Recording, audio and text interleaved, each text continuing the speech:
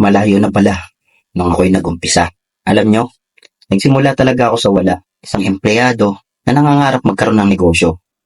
Wala akong pwesto, walang stall. Ilang negosyo na rin yung pinasok ko pero nalugi lahat. Wala akong puhunang malaki, wala akong team. Ang meron lang ako, isang kolong-kolong na ako pa mismo ang gumawa. Pero sabi ko noon, dadami rin to at hindi ako susuko. Yung kolong-kolong na yun, ako pa mismo ang nag-ayos. Ako ang nag-fabricate. Ako talaga literal na gumawa. Pininturahan ko, kinulayan ko, nilagyan ko ng tarp na ako lang din ang gumawa. Simple lang, pero may puso. Buong pagod, buong sakripisyo. Lahat ibinigay ko sa kolong-kolong na yun. Gabi-gabi ako nagtitinda. Kahit umuulan o kahit pa napakatindi ng sikat ng araw. Kahit nga minsan wala pang benta. Minsan, literal na isang order lang buong gabi. Pinakamalaki na 700 pesos na benta. Pinilit ko pa rin lumaban at ngumiti.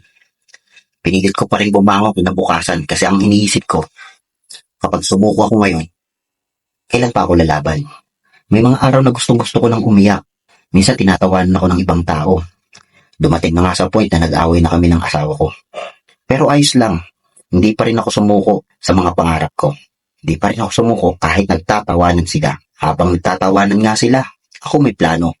At habang naapak-apakan ako noon, mas lalo kong pinagtibay ang sarili ko.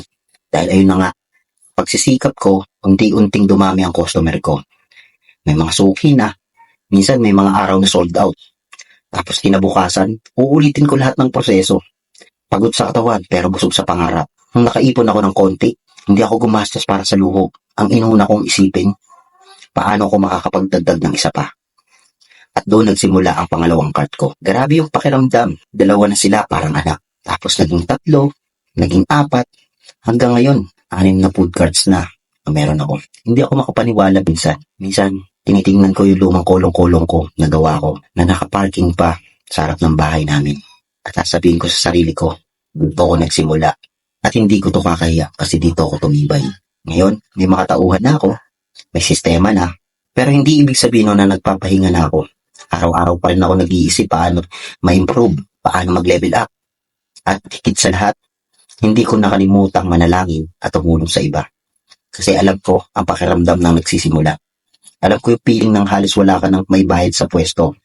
Na pinapalayas ka na. Naranasan ko rin yung mabaon din sa utang. Pero tuloy pa rin. Tuloy pa rin ang pagtitinda ko. Kaya pag may lumalapit sa akin na gustong matuto, sinishare ko talaga ang alam ko. Kaya kung nanonood ka ngayon, at nagdadalawang isip ka kung itutuloy mo pa ba ang negosyo mo, o kung gusto mong magsimula pero natatakot ka, ito na yung sign. Hindi mo kailangan ng perfect na simula. Ang kailangan mo lang ay tapang, tiwala sa sarili, at lakas ng loob na bumangon araw-araw. Kahit pa maliit ang puhunan mo, kahit pa kulong-kulong lang yan, basta puso mo buo, malayo rin ang malarating mo. Ako, hindi ako espesyal, pero naniniwala lang ako na may magandang mangyayari kung hindi ako susuko. Kaya ikaw din, laban lang. Maraming salamat sa nanonood.